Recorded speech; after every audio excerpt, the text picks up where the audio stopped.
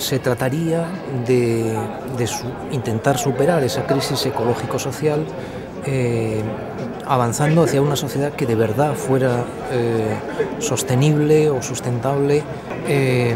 Eso exigiría, por ejemplo, cambiar la base energética de nuestras sociedades. No podemos seguir dependiendo de los combustibles fósiles como lo hemos hecho hasta ahora. Necesitamos la transición hacia un sistema energético basado en fuentes renovables de energía.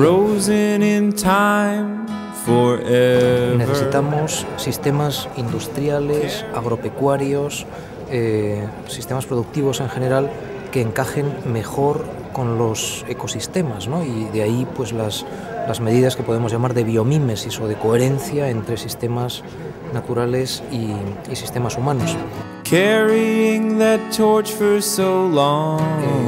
Estamos en cierto sentido pues viviendo en lo que se refiere a nuestra relación con los ecosistemas, estamos viviendo por encima de nuestros medios, digamos, ¿no? Estamos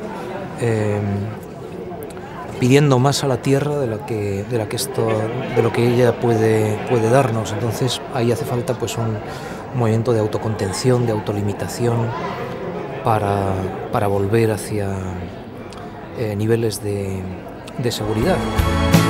Frozen in the index of time, baby.